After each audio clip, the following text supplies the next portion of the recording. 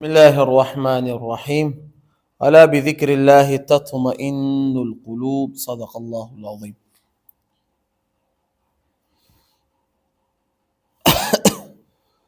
انسانی جسم دو چیزوں کا مرکب ہے. جو جسم میں ہمارے نا دو چیزیں بنے. ایک اس کی جو باڈی ہو گئی جو ہمیں نظر آ رہی ہے، اس کے اندر ایک دوسری چیز کو کہتے ہیں روح. کیا کہتے ہیں؟ روح. ابھی سوال یہ پیدا ہوتا ہے کہ اصل یہ بدن ضروری ہے کہ وہ روح ضروری ہے؟ یہ بدن تو انسان کے مرنے کے بعد کہتے ہیں قبر میں جا کر ہی کیا ہو جائے گا؟ ختم ہو جائے گا، صرف ہڈیاں بچیں گی. تو اس سے پتہ چلتا ہے اصل جو چیز ہے وہ روح ہے. وہ قرآن میں آیا نا اعوذ باللہ من الشیطان الرجیم وَيَسْأَلُونَكَ عَنِ الرُّوحِ قُلِ الرُّوحُ مِنْ أَمْرِ رَبِّي وَمَا أُوتِيتُم مِنَ الْعِلْمِ. یہ اللہ کے ایک امر ہے. روح کے بارے میں سوال. روح ایک اہم چیز ہے. آپ کو سمجھ آ گئی؟ انسان کے بندہ کے اندر کیا ہے؟ دو چیزیں ہیں. ایک اس کا جسم، اس کے اندر کیا ہے؟ روح ہے. اصل جو ہماری محنت ہے نا وہ روح کے اندر ہے. کہتے جب تک انسان کے اندر وہ روح خوش رہے گی، انسان کے اعضاء سب کے سب خوش رہے گی. اور روح کو خوش کرنے کا ذریعہ نہیں کہ ہم کھائیں پیں وغیرہ کریں، نہ. جیسے انسان کو بھوک لگتے کچھ اچھا کھانا کھاتے تو انسان کے جسم مزہ کرتے، خوش رہتا ہے. اس طرح روح بھی خوش رہتی ہے. ابھی اس کا خوراک نہ کھانا پینا کچھ، اس کے جو خوراک ہے وہ اعمال ہے. اعمال، نیک اعمال. جب انسان نیک اعمال کا تو روح کو خوشی حاصل ہوتی ہے. وہ روح اوپر کی جانب اٹھتا ہے، اٹھتا ہے، اٹھتا ہے، اٹھتا ہے، اٹھتا ہے، اٹھتا ہے، اٹھتا ہے. جیسے کوئی انسان برائی کرتے وہ نیچے کی طرف آتا ہے، آتا ہے، آتا ہے، آتا ہے. روح اٹھے گا تو کہ انسان کا جتنا بھی روح اٹھے گا یہ اللہ کے نزدیک اور جائے گا، جائے گا، جائے گا. یہ اللہ کو اور نزدیک سے دیکھے گا. اب میں آپ کو ایک مثال بتاؤں. مثال کے طور پر اس کمرے کے اوپر 10 اور چھت بھی ہیں. مثال کریں اوپر چھت ہے. اب یہاں پر ہم ایک تصور کریں کہ اوپر چھت میں نظارہ ایک اور ہوگا.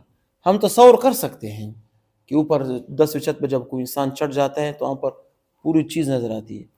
جب انسان خود ہی چڑھ جائے پھر کیا ہوگا؟ پھر نظارہ اور ہوگا. انسان جب خود ہی چڑھ جائے تو پورا دنیا اس کو نظر آئے گی، تو ادھر بھی ہے، ادھر بھی، ادھر بھی، ادھر بھی. اب ہم یہاں پر باتیں کریں آسمان کی باتیں کر رہے ہیں.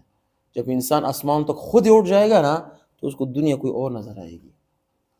یہ کہتے ہیں کہ فلاں بزرگ مثال کے طور پر اس طرح یہ جب اس کی روح کی ترقی ہوتی ہے تو یہ اللہ پاک کو اور نزدیک سے دیکھتا ہے.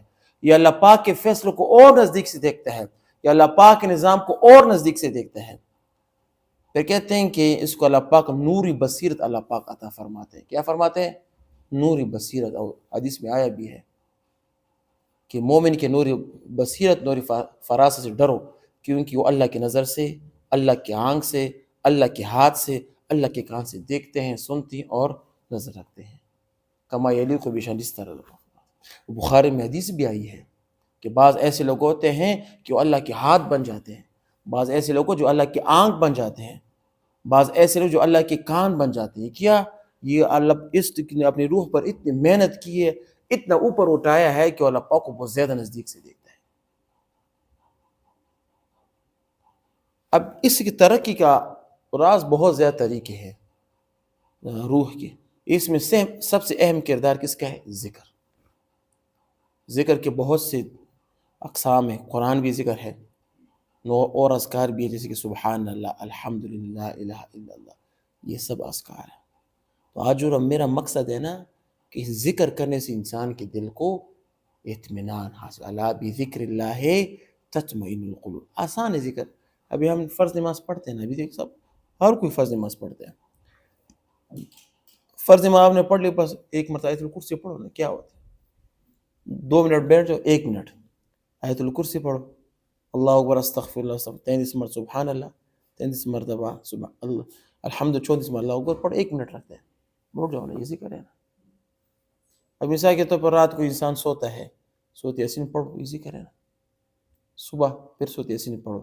رات کو مثال جس کو اللہ پاک اور ہدایت دیتا ہے تو تبارک الذی پڑھو، واقعہ پڑھو. گھر میں اٹھا لو پڑھو، کوئی فرق. 2 منٹ نہیں مانتے. یہ اللہ کا ذکر سے آپ کی روح کو ترقی حاصل ہوگی. صبح مثال ہر نماز کے بعد مثال آیت الکرسی، 33 بار سبحان اللہ، 33 مرتبہ الحمد 34 مرتبہ سبحان اللہ اکبر پڑھو، اس میں کیا ہے؟ اس میں کچھ بھی تو وہ نہیں ہے، لیکن انسان کی ترک یہاں پر ہوتی ہے۔ یہ آج کل جو ہم پریشان ہیں نا، ہر کوئی جسمانی پریشانیاں، اس کا حل ذکر کرو، اللہ پاک خود سب کے سب پریشانی کے ختم کر دیتے ہیں۔ صحیح ہے نا؟ تو الا بذکر اللہ تطمئن القلوب، تو ذکر کے جو دل کا اطمینان کیا ہے، یہ ذکر پر ہے۔